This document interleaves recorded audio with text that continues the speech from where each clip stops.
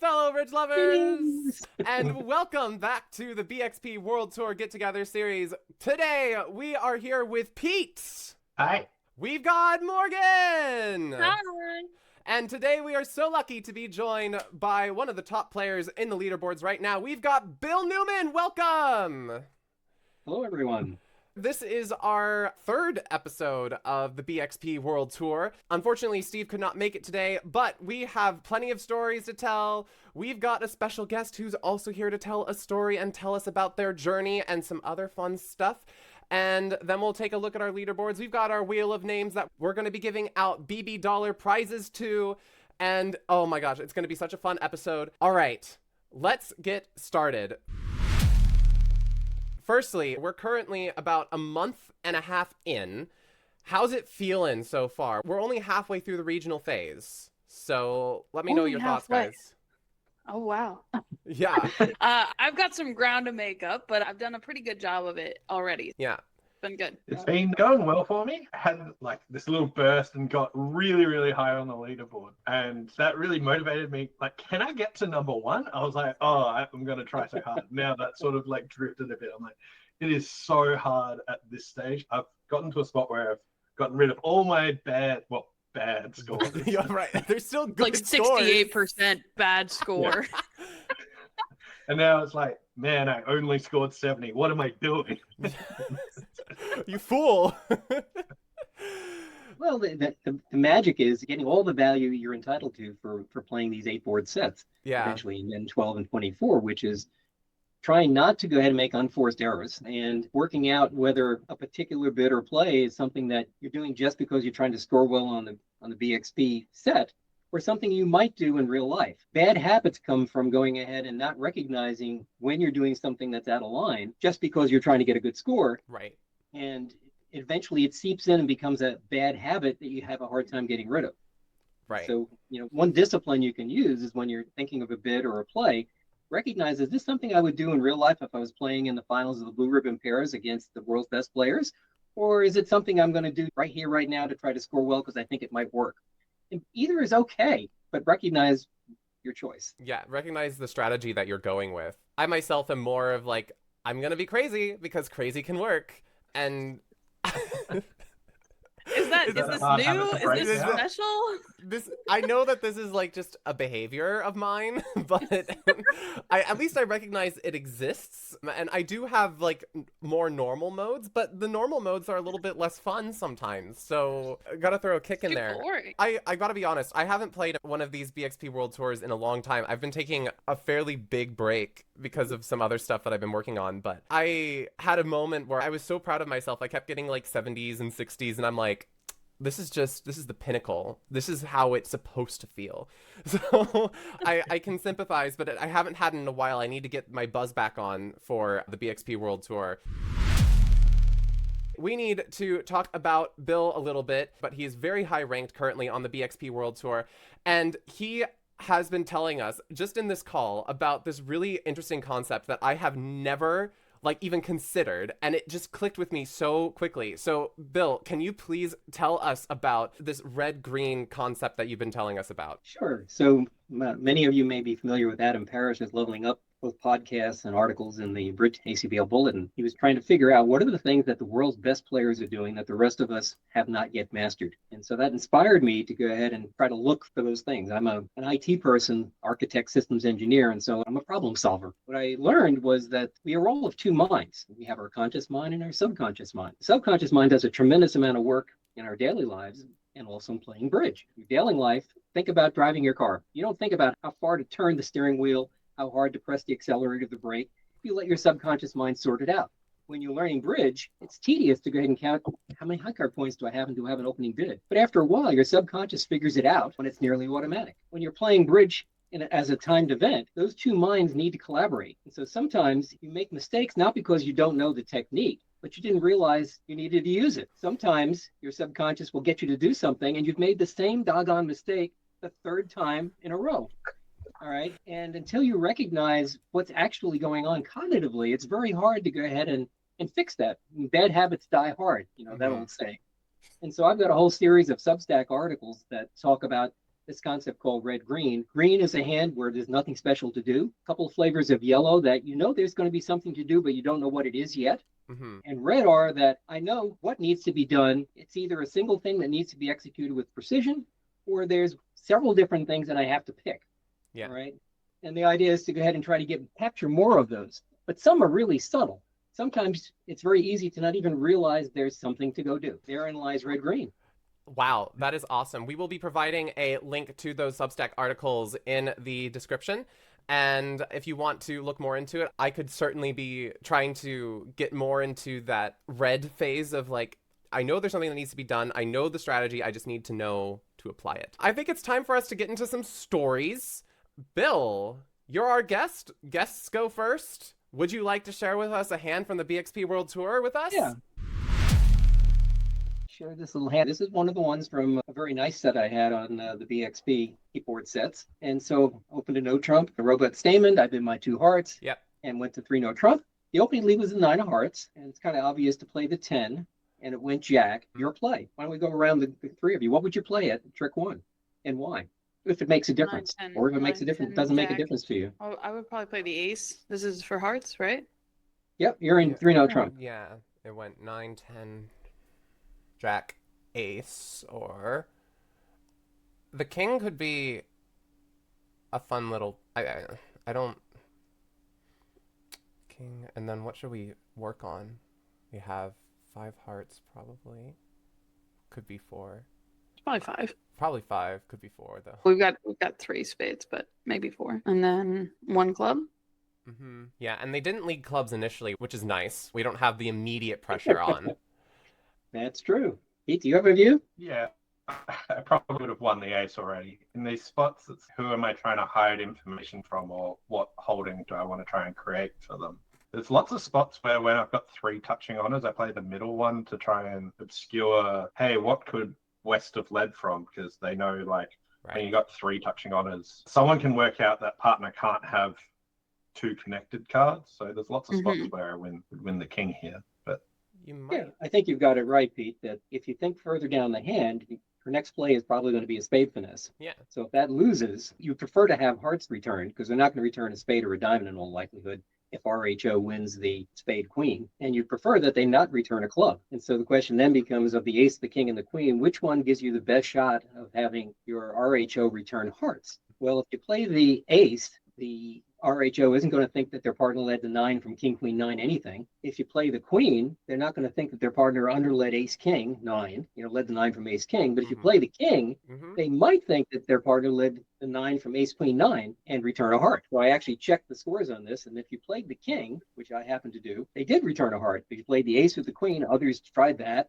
They returned a club. So that's the front part of the hand. In my red-green terminology, it's actually a red C. There's really multiple choices. You've got to pick one. But the best way to decide what to pick is to think what you want to have returned if the spade finesse loses. Right. It becomes obvious that the king is your best shot. It still may not work, but the ace and the queen are never going to work, so you might as well try the king. So it's all about trying to paint this picture for East on what possible heart holdings could be really great for their partner to hold. And the king obscures it enough to the point where that you might get a heart return when you very much don't want a club return, and you're definitely not getting a spade or a diamond return. That is so cool. Yeah. It turns out that the other half of the hand, the end position, basically what's going to happen, you're going to lose a spade finesse. Yeah. Return a heart, you no longer have an entry back to your hand without using the ace of clubs. Right. So you run the spades, you run the hearts, and you come down to a 4-card ending of ace and 1 club in your hand and jack and 1 and diamond in your hand. The dummy's going to have 2 clubs and the king and 1 diamond, and you're going to be leading a club from the dummy towards your ace. It turns out that that's a very weird end position because you want to be able to score the king of diamonds if the ace is onside, but you don't want to go down if there's like ace, queen, third of diamonds offside and you duck a club. Right. So depending on how East and West defend, sometimes it's right to go ahead and duck a club, and sometimes it's right to win the ace of clubs. So to get the ending right, you'll have to go ahead and keep track of how many clubs and diamonds are outstanding in the end. And so that's another thing that some people struggle with, is keeping track of how many discards have been made in which suits over the course of 10 tricks. Yeah. So I have a little trick I use, which is I'm not able to go ahead and visualize cards and hands or anything in my mind's eye. So I do it with numbers.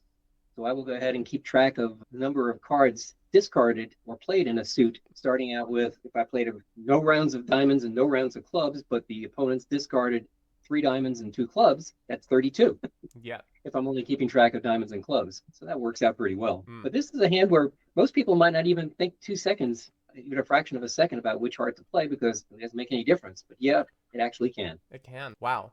And in the end, what result did you get on this board? I scored 10 tricks Nice. for 95+%. Woo! Nice. It turned out only 2 of us went ahead and scored 10 tricks. Some people were in 3-note trump making 9 tricks. Others never even got to 3-note trump because they opened 1 heart. All right. Very nice. I really love this idea of playing the King of Hearts matters. This is crazy. Yeah. Groundbreaking. So yeah, awesome. Thank you for sharing. Now it is time for us to get into the wheel of names so that we can see who wins the 5 BB dollars.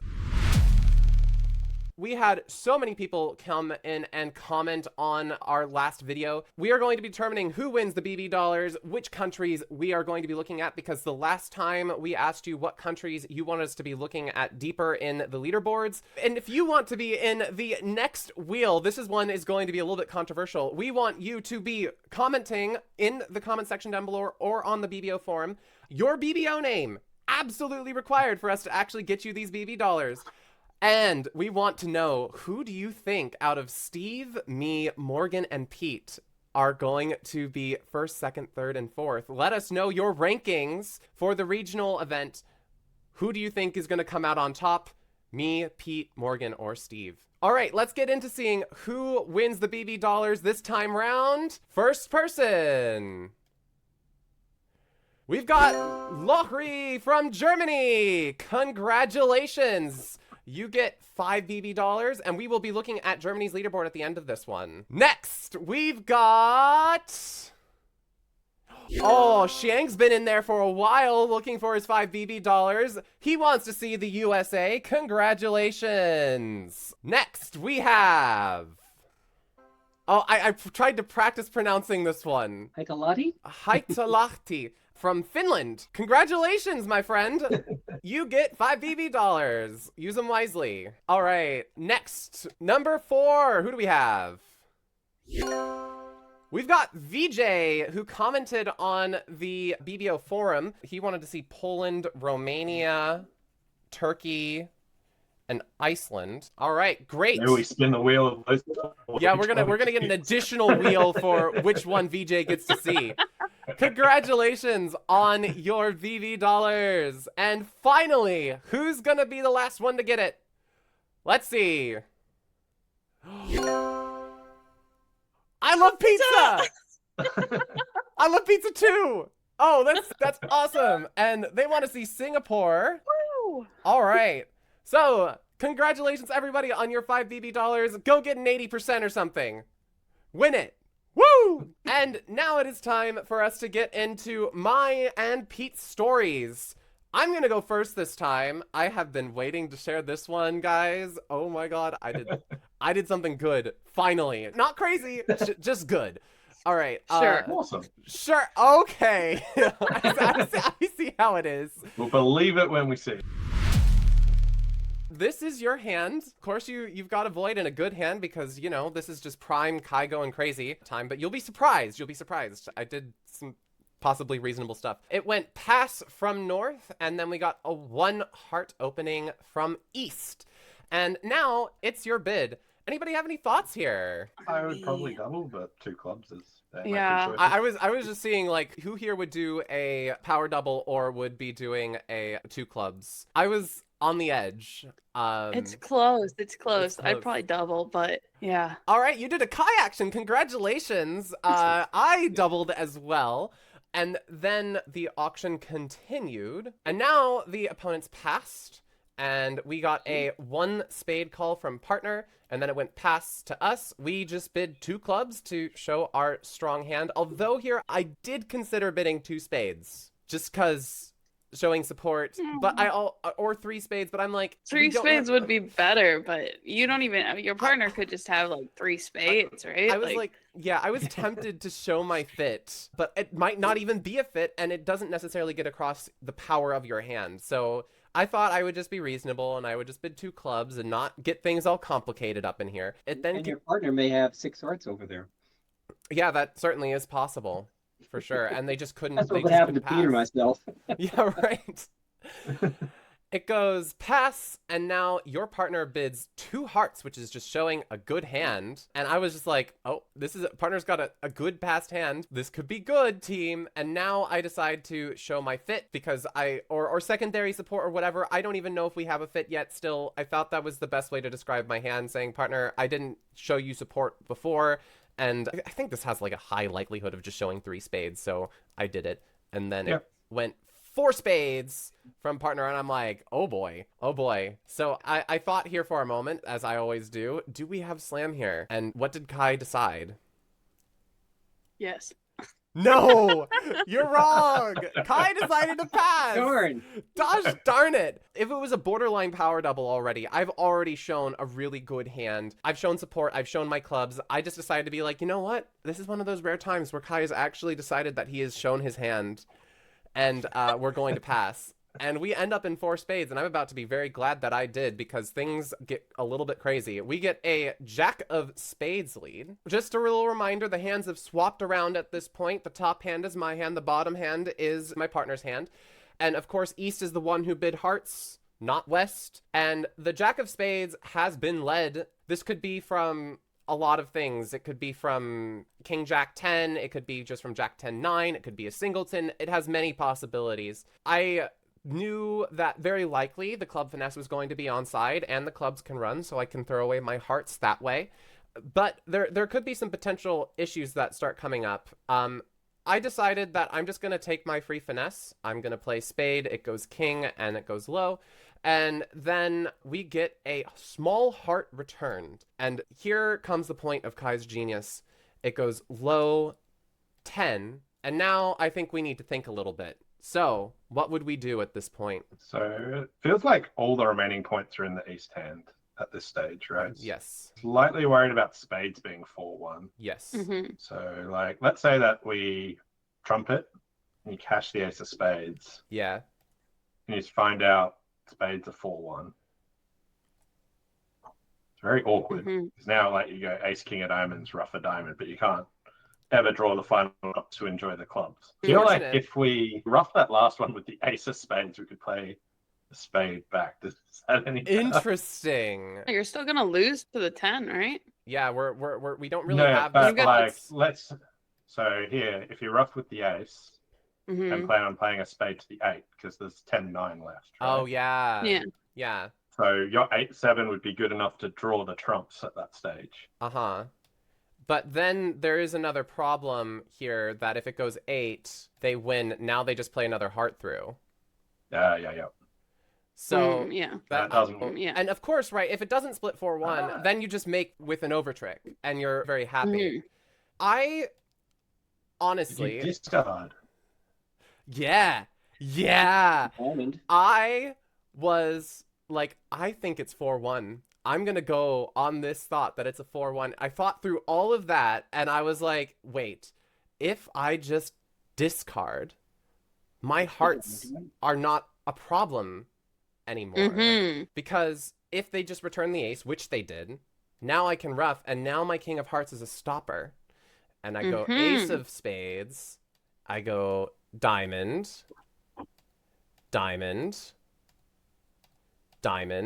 rough. And at this point, I just took this club finesse that I knew was working, and there's nothing to be done anymore. Oh, well done. So Very I nicely done. absolutely guessed this one right, and I found the absolute only way to make it. Roughing is a lie. You don't want to win that trick. And nobody else managed to do it. I got an 100% on this one. I was like, Awesome. let's go. I Yes. was so unbelievably happy that I got this one right. Like, this one made my entire tournament. So deciding to discard here, I was over the moon. Don't rough in the shorthand, noobs. This is one of those moments where you kind of have to have that mental trigger of like, this is a decision point. I'm glad that mine went off because some other day I might have just roughed it without even thinking. Yeah, that's one of my red C options where you have two or more lines of play to choose from. And the issue is that most people would say, well, I have to rough either with a low spade or a high spade. And you got to realize there was a third option, which was just pitching a diamond. Yeah. And when you thought about it, you say, oh, yeah, that pitching a diamond might actually work out pretty well when spades are 4-1. Well done. Yep. I'm very happy. Now, Pete, tell me something you're happy about. Ooh, yeah. Or- I hope or you're not. happy about it. Oh, no. Here we go. He's battling for the regional competition for Australia. Yeah. Well, I'm winning my region. I'm not winning my country. That's true. All right. I had this south hand, and my partner opened one club, and then I got a weak 2 spade bid. And you could show your hearts deal with a double or something, but I've got 2 stoppers in spades. There's no interest in really playing in hearts when I could try and get to 3 no trumps on this sort of hand. So I just did 3 no trumps, and I got the king of hearts lead. And I thought this hand had heaps of options on it, but for starters, we know spades are 6-0. East has all 6 spades. Yeah. But they're knocking out our entry to the north hand at trick. So I wonder what people have the general plans of what I'd want to do on this one. Because when I saw this, I stared at this for a while. It's like, there's lots of options here. Options, my favorite thing. I actually showed this hand to my wife, and she came up with another one, which I thought was genius. Didn't work on the layout, but I was like, man, that was an awesome option that I wish I thought of. But luckily I didn't, because it was really cool, but fails. Well, we're trying to get like 5 tricks out of clubs, the 2 diamonds, and well, we've got the spades and the heart. Like, we just don't want to lose a lot of hearts. That's the scary bit here. What do we think is going on with the heart suit? I mean, my first instinct is to just duck the heart in case the hearts are 5-2. That would make sense. That's a shape. And then just play the 9 of clubs, finessing it into East. Just playing another club and finessing it the next time round. Yep. So yeah, I ducked the first heart. Bill, did you have a thought? I was thinking of possibly winning and hoping that the 8 of hearts might stand up, and that could be a heart honor or the 9 on my right, even if it was only doubleton, as opposed to king, queen, jack, 9, 5th on my left. That is the exact line my wife brought up, which I thought was really cool. Hoping for doubleton 9 of hearts with East. I'll come back to that later. But if West has king, queen, jack to 5 hearts, if you win the ace of hearts, and then you could just like duck a club, the heart suit would be blocked up because your 4 hearts to the 8 would stop the suit. So you could just like win the ace and play like a low club. Yeah. And then whoever wins it's dead. Yeah. So if East has doubleton 9, doubleton jack, things like that, it would absolutely crush it. So I thought that was a really sweet line. That's a really cool idea. I missed the power of my 8, which was super fortunate on this hand, because the second heart goes ace and East actually shows out. Oh, that would have been bad. Oh no. Yeah. So here we know West has king, queen, jack to 6 hearts, including the 9. So at this stage, I think I misplayed it, trick 3.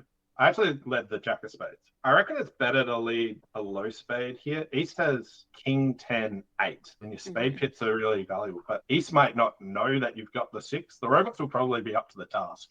But I reckon you could easily catch a person just like play a low spade, not thinking to put in the 8 from king, 10, 8. You just play low to the 6. But they're always going to cover the jack and discover it. So I led the jack, but I wasn't super fond of this play. And now I led the 9 of clubs as planned. I didn't consider, okay, they just cover this. And you're like, oh no. That's so mean. That is mean. I was like, imagine if this is like doubleton jack. And like, they just pop jack. You can't duck it because they get all the heart. Yeah. So I mean, like, all you can do is like play for them to have both honors, right? So now I'm like, all right, well, I guess I have to play them for queen jack, and you have to sort of go all in here. Yeah. So I played another spade here. Now they put in the 8. Unfortunate. And what if played a diamond back just to make sure they couldn't run the spade suit on you? But I guess they can only take one more anyway. Yeah, they can only take one more at this stage. But importantly here, I didn't rush at this. I actually played a spade myself. Okay. It's a trick. If I played a club up earlier, if they don't break, you don't actually have 9 tricks. Yeah. So this is one where I played a spade here at this stage, setting up that. And fully committed to this all-in principle that I'm either going to make lots of tricks or not. So they continue to diamond. And now I cash that, opening up the diamond suit. Even more Yep. all in P. And then played a club to the 10, and East shows out. But here, Wow. if I hadn't have done that spade play earlier, Yeah. you get your king of clubs, your 10 of clubs, but this gets in, and you have no access to your final trick for your ninth spades. Wow. Nine of spades. Oh, So that's got that, beautiful. And now they've got the remainder. Pete. So here was the whole hand. But one of these ones where you're attacking clubs and these entries were like a nightmare, but then realizing, hang on, just in case the clubs don't break, I need to actually attack the suit they preempted in. So, yeah. My spots are That was a good. good hand. It's kind of an interesting idea that's really hard, I think, for newcomers to appreciate the fact that like counting winners is not just like a one-time thing. You generally do it multiple times throughout the hand, because sometimes if you can see a line just like this one where if it works halfway, like the split is bad, but the queen was in the right spot, you're actually able to actually make it. And so that's a really good point to illustrate here. Yeah. Love that. Amazing. Yeah. Wow. Wow, Pete. You were able to grind that one out for sure. It was also one where, like, at that last moment, like, if this club finesse doesn't work, just abandoned absolutely everything. Right. It's like literally all in. If you mess up, the whole thing's gone. All right. Awesome. So now it is time to take a look at our personal leaderboards, and we get to see who's in last, who's in first between all of us and our wonderful guest, Bill. So let's take a look. Who is in last place this time? It's me! Woo! All right. You're not in the last place. You're in fourth place. Yes, fourth place. Yeah. Sorry. Thank you. Every other time, it's who's in fourth place. But No. now, I'm able to humiliate myself and not feel bad about it. Okay, that's. I love it. Humiliate. What is your actual score, and where are you coming? I am currently at a 70.668% average over the top 10. I'm currently placed in 139th place, and I have gotten a total of 197.3 BXP over the course of all the tournaments I have played. Not a bad last place to be in. It's pretty good. We've got some really steep competition up in here. Coming up right after me, we've got Morgan. I worked so hard while you were away. Woo! Look at you go! I was grinding out tournaments like every day. So I'm in 135th now, and I have an average of 70.77. Nice. So I'm only 4 spots ahead of you, and I have accumulated 181 BXP. I still can't get over your first day of like 80 BXP, but That's a lot of BXP. I am picking up ground there. Good on you. Great work. Can't wait to see how far both of us get to go. We're only halfway through this regional phase, so we've got a lot more bridge to go in here. So Steve is in 124th place with 71.04%. Yo. We are all right there. We're So all right there. That's Like we're quite within like Close. 10 of each other. Yeah, and he also told me that he has 166.41 BXP, which is below both of us. That is below both of us. Okay. Wow, interesting. It's intense. Well, your first day was like so monstrous, Kai. And currently in second, we have Bill. How much do you got, man? 419 and change for the BXP points, and for my 76%. What am I at? 76.37. 37. There we go. Yep. And where on the ladder are you? 8th overall. Let's go. You say it so nonchalant, like it's nothing. I'm like, I need this confidence. Just in the top 10 in the world. Just big the deal. top 10. Just a 76%. Play a lot. Yeah, you play a lot and you do it well. Well done getting to 8th place. And then, of course, there is one person who we have not yet mentioned. We have in first place, Pete. I am in 4th place overall. I've got a 77.8% average. I made 421 BXP. And I actually managed to peak at 2nd place in the ladder and largely haven't improved my score since. Oh. But I was like, I am so close. And I reckon there's a funny hand in one of the sets that actually scored for me where I misclaimed. And that was like my only bad score. And I was like, I could have done it. Like, I literally was like, oh, I've got 11. Let's just claim that. And I looked at it. I'm like, Hold up. I have 12. hold up. No, I've got all the tricks. You've got all the tricks? I had 12 tricks. I'd lost one at that stage. Oh, okay. And I was like the tiniest slither behind first at that stage. I was like, oh, why did I do that? Oh, that is so brutal. Gotta be careful before you claim. We all misclaim. Oh my god. Yeah. All right. Great opportunities to work on one's discipline in terms of concentration and focus. Yeah. Playing online, it's so easy to go ahead and drift and just click too quickly, but opportunity for acquiring good habits to never let that happen. For sure. And now it is time for us to take a look at the overall leaderboards and then some country leaderboards that we saw from the Wheel of Destiny. All right, so here is our overall leaderboard. In first place, once again, we have Tarasak, who has a legendary 79. 79? That's almost 80. That is insane. That is awesome. In second place, we have Fikri, once again, from Turkey. They are consistently been at the top with a 78. And then Pete, I'm sorry, we have to mention your rival. Yeah, in the first video, I called out Phil saying, yeah, no, I'm going to crush him. I don't see you crushing him, mate. He's 0.5% ahead of you. 4th in the world, but 2nd in my country. Yeah. Australia is showing off. Australia. Wow. Yeah. Amazing. And then, of course, we've already mentioned the amazing Pete is in 4th place. And then rounding out the top 5, we've got Paul Jur from Germany with a 77. Awesome. So, yeah, look at that. Look at how many above 75 we have. That is absolutely insane. That's insane. All of the top 100 are substantially above 70%. There's a 71.49 at 100th place.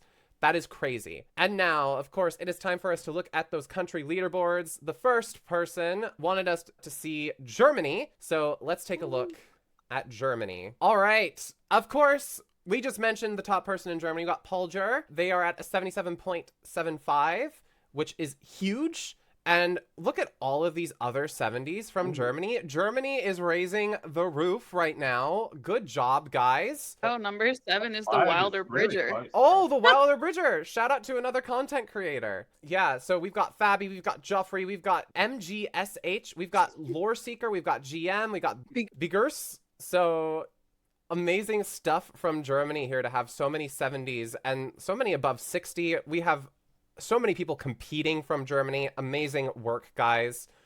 Next, we are going to be showcasing the USA as asked for by Xiang. All right, there's our first place, man. We got Bill, first place in the United States with his 76. Congratulations. Not far behind him is Zenya. Zenya, awesome. And then Entia and Sam Marks, Zimani, and then there's Mount Vesuvius, P.S. Martin. This is Adam Kaplan, and I'm somewhere down here. Just keep scrolling. You'll see my name eventually. There I am. There it is. 43rd. Woo! All right. Of course, we have so many people competing from the United So States. many people. Oh my. Can Like we check out a region from the US?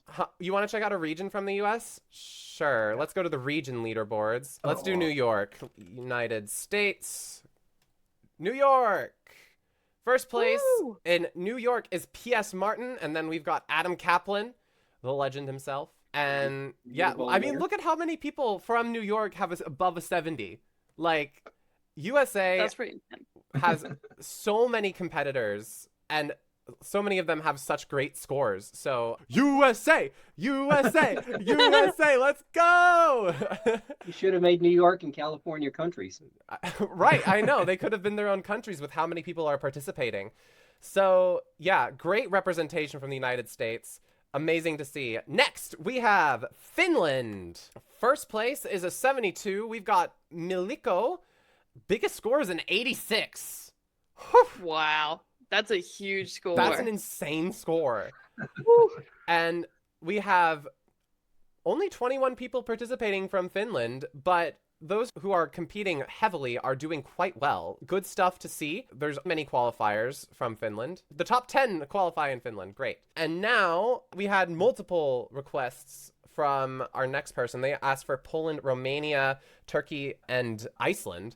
I personally want to look at Iceland. Let's do it. Because that's where you just were. Yes, Yeah. that's because I know that I will recognize the names. Surely. Iceland. Here we go. All right. First place, we've got Skoftic. You've got to pronounce everybody's I real was name gonna in the top say. 10. I want to hear it. I was gonna say, Kai, you were like, I'm gonna recognize the name. I'm gonna recognize all the names because I just was in Iceland. We got Skoftic. We've got Gisli. We've got Svein. We've got Armak. We've got Katur. We've got Gunnarth. We've got El. We've got Stebby. We've got Gunkark. Vignir. Congratulations to all of you for being in the top 10 of Iceland. 70% is amazing from Skoftic. 32 people competing so far from Iceland. So good stuff to see. And then our Still lots of time for them to get more people too. yeah, So for sure. Yeah, I We're think only it's worth halfway noting through. that, like, we're a month and a half in, but you only need 10 scores over 55% or higher to actually qualify. So there's still ample time to even start and then qualify for the next round. So give it a go if you haven't. Yeah, for sure. Get in there. Next, the final country that we want to look at is Singapore. All right, Singapore. First place is Rain.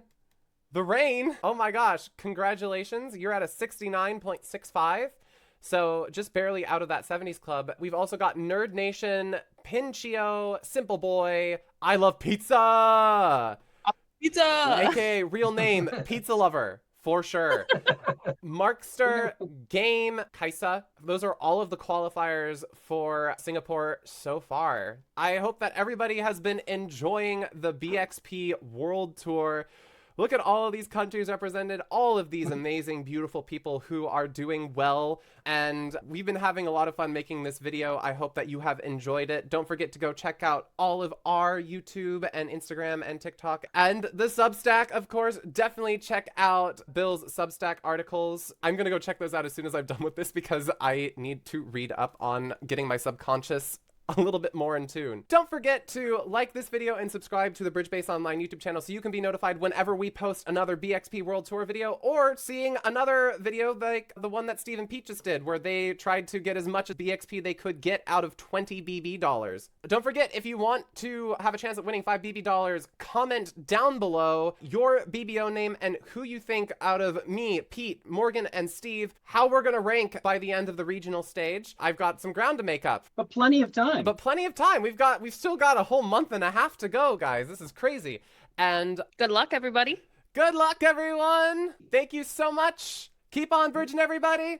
See y'all in the next Bye. one. Bye. Bye.